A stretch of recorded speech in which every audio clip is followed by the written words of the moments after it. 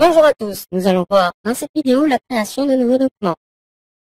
Pour créer un nouveau document, il faut se rendre dans le menu Fichier et sélectionner Nouveau, ou encore utiliser le raccourci PC CTRL-N ou commande N sous Mac.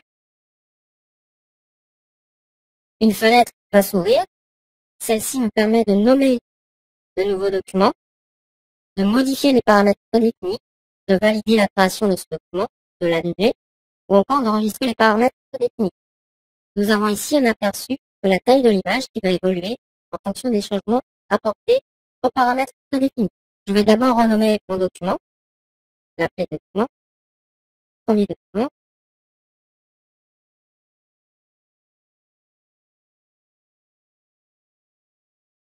En cliquant sur la flèche, on peut dérouler la liste de paramètres prédéfinis déjà présents. Nous avons des paramètres liés au web, notamment pour faire des pubs, des pages web, des bannières, paramètres pour impression sur papier, photo, ou encore format international pour les lettres, création de documents web, donc création de maquettes graphiques pour appareil mobile ou création encore de clips ou vidéos. Je peux modifier la largeur de mon document, la hauteur, ainsi que la résolution, soit en cliquant directement dans la case et en saisissant une valeur, ou en passant mon curseur sur le nom de la propriété. Ici largeur, je vais cliquer et effectuer un clic glissé, comme ceci. Je peux choisir soit une unité de pixels, de pouces, centimètres, millimètres, points, picasses ou colonnes. Il en est de même pour la hauteur. La résolution, je peux également l'augmenter ou la réduire et choisir soit pixels par pouce, pixels par centimètre. En ce qui concerne les sites web ou autres documents graphiques, on a plutôt tendance à utiliser les pixels. Lorsque l'on souhaite imprimer des documents, nous allons utiliser les centimètres. Plus la résolution sera élevée, plus l'image sera nette à son agrandissement. Nous avons ici des modes de couleur, plusieurs modes de couleur, notamment bitmap, niveau de gris, RGB ou RVB, couleur CMJN, couleur lab. Donc, trois principaux modes sont utilisés. Le mode bitmap permet de créer des images de faible qualité, notamment icônes ou petites maquettes en noir et blanc.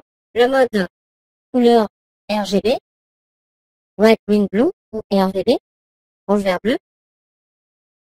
Et le mode CMJN. Donc, ces deux modes sont des standards créés par la Commission internationale de l'éclairage.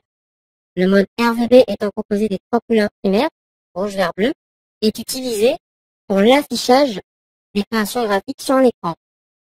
Il faut savoir que chaque document créé en mode de couleur RVB apparaîtra de façon différente sur l'écran en fonction de son paramétrage.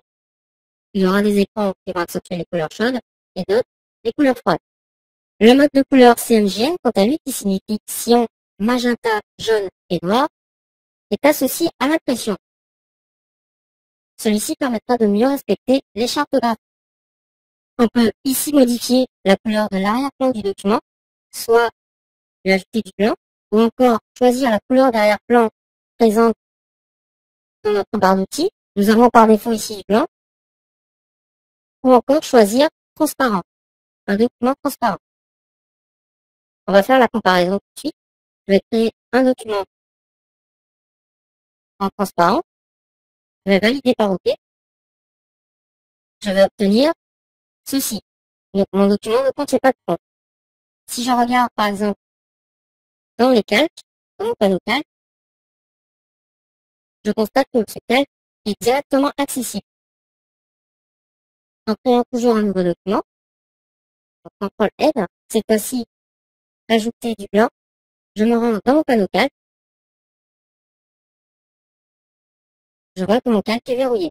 Pour le déverrouiller, il me suffit de double-cliquer sur celui-ci, de lui ajouter un nom si nécessaire, ou encore de maintenir la touche Alt enfoncée et de cliquer.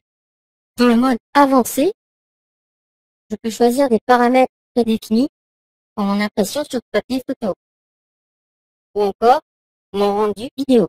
En sélectionnant enregistrer le paramètre prédéfini, je peux lui donner un nom, enregistrer la résolution de celui-ci, le mode de couleur, le nombre de bits par pixel, présent ici, le contenu, s'il est en blanc, en couleur par exemple, ou encore en transparent, le profil, présent ici, et le format des pixels, c'est-à-dire largeur, hauteur.